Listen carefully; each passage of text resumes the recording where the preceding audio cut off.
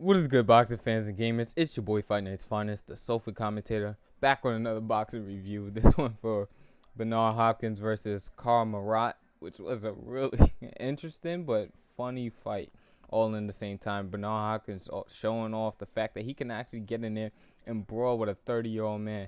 I mean, Karo Murat's feelings at this point, his whole skill set has to come into question because you was brawling with a 30-year-old man and could not knock him out.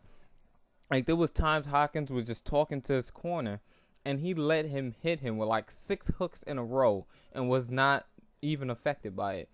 Wasn't Hopkins fought a fight which we normally don't see from him, where most of the time he sticks on the outside, just throws a couple of jabs, counters really nicely, really solid on defense. But in this fight, he just kind of let his hands go and put together some really nice combinations. And the fact that he puts together better combinations than some of these young guys out here is really mind-boggling, because most of the time you don't see combinations like that coming out of most boxers' hands nowadays, because most people just like to run on the outside and stick one or two punches out and not do much punching at all. Most of the times guys are just looking at each other or catching jabs.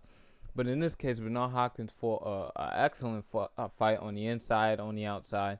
A lot of, the dirtiness going on between both fighters, and Steve Smog letting it go and letting it take place. And I think it was a pretty good fight, pretty interesting fight, and I definitely did not expect to see that when I sat down to watch it.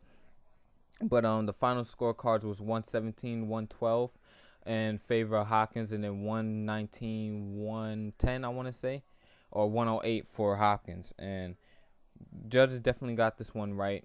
The fight before this, though, Peter Quinlan versus I don't want to say his name wrong because I'm not really good with names, but that cut, I thought they should have let the fight rock out and let it ride the entirety of the fight. Let it go. Let the dudes fight. I thought Quinlan was doing a really good job of countering, but those scorecards that they had at the end was absolutely ridiculous. That fight was a lot closer, and I had it the same way the guys at Showtime had it, where it was a draw at that point.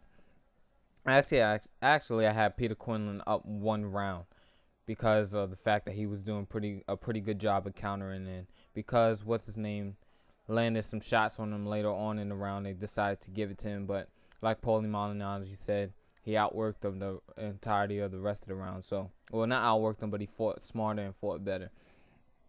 But yeah, I would definitely like to see a rematch of that match go down. And there's definitely a lot of good things to be looking forward to in boxing. Looking forward to seeing Bernard Hopkins' next fight. Probably won't be the same as this one was, but it definitely showed that he still got what it takes.